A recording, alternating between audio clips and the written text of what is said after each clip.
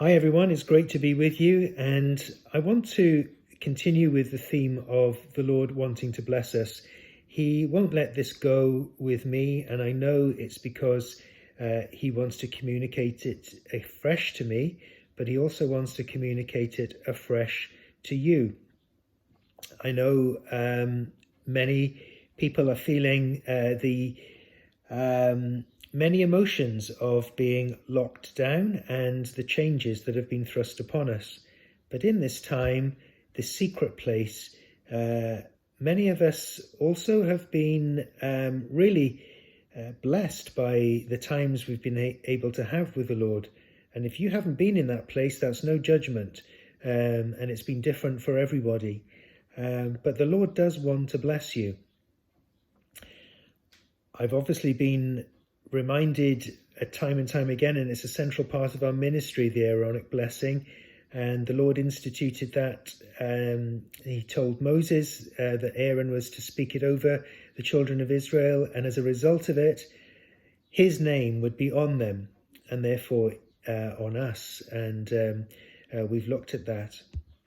I wanted to today go through the Aaronic blessing and go through key words so that you understand the thrust of what's being said, because it's truly humbling. Jacob wrestled with God, didn't he? And he did that all night, and he said, I will not let go until you bless me. And his name was changed as a result of that. It was almost a conversion process, wasn't it? And he went from Jacob, which means supplanter, to Israel, which means God rules, or rule with God. That would be good to have on the front of a t-shirt, wouldn't it? So there, this new name is given. And we know from the verse that comes after the Aaronic blessing that the Lord puts his name on us as a result of receiving this, as a result of receiving his blessing. The word bless in Hebrew is barak, which is linked to knee or kneeling, and Hebrew words are complex, and the derivation of them brings huge richness in the study. And the concept here is that the Lord comes down to our level, just as you would with a child, not to tower over them, but to maybe come down to look into their eyes and to communicate something with them in a really non-threatening way. But in that process, to bless and to give a gift, which is a wonderful thought, isn't it? To receive the blessing and the gift from the Lord in that way. The word keep, the Lord bless you and keep you, is derived from the verb to guard or to protect. And also in that derivation, the word for thorn is there.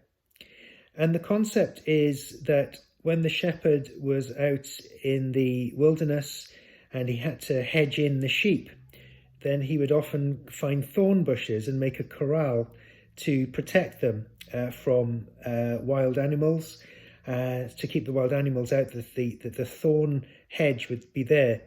So the hedge of protection, the Lord hedges you in. The word for face, panim, is a plural word, and it means the wholeness of the Lord's being, all of him, all his many facets and aspects are facing you and shining upon you. And the word for shine there is the equivalent of giving light. And remember when the Lord gave instructions for the lampstand, the menorah, the wicks were meant to be positioned in a way that the light was thrown forward. And that's the same for us, isn't it? We are the light of the world because we have the light of Christ in us, and we throw his light forward as we go about our daily business. And be gracious to you. is Hanan, which is an abstract kind of word, but is linked to grace, but is also linked to providing protection or encamping. Remember, the angel of the Lord encamps the dwelling of the just. I love that verse, and whenever I go away from the house, I say it, and I thank the Lord that his angels are all around. And it's the same for us here. And grant you or give you peace. So the word for grant or give is to set down in a fixed and arranged place. So he's got it sorted. And the peace, the shalom, which is about wholeness, making complete. But shalim, the derivative, as in Yerushalim, Jerusalem, is to make restitution and to repay a debt. So what a rich set of blessing words they are. So really reflect on that and let that sink in. The Lord loves you and he wants to bless you. Amen.